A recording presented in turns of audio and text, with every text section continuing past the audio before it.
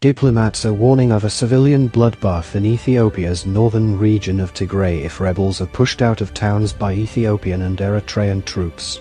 Tigray residents say food and medical supplies are running out as a massive offensive on the region intensifies.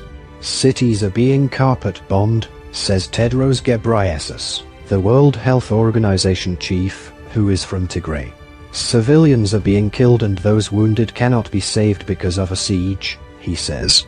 Tigray has been under a blockade for 17 months and fighting has surged since a 5-month humanitarian truce collapsed in August.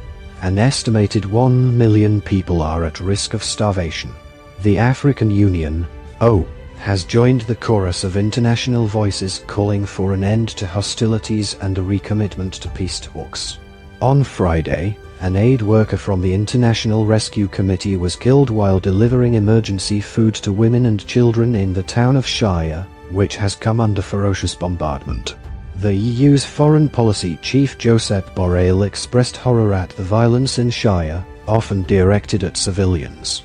Camps for the millions of people displaced by the fighting are also coming under attack, according to Samantha Power, the head of the US's development agency.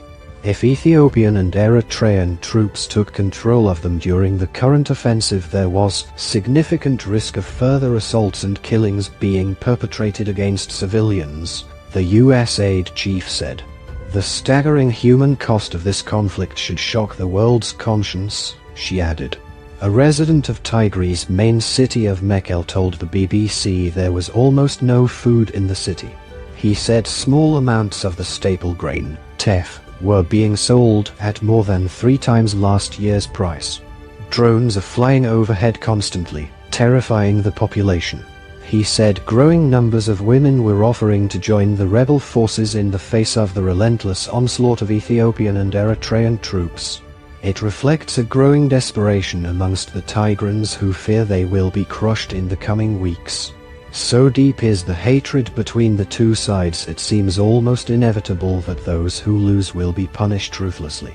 Ketil Trumvoll, a professor in conflict studies at the Oslo New University College in Norway, says World War I tactics are being used by Ethiopia's and Eritrea infantry forces who are pushing massive human waves on Tigran defensive lines.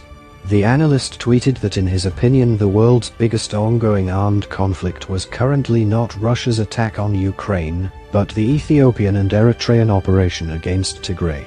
He suggested that up to 1 million soldiers were engaged in the offensive. The carnage is horrendous. Likely as many as 100,000 have been slaughtered over the last weeks, he tweeted.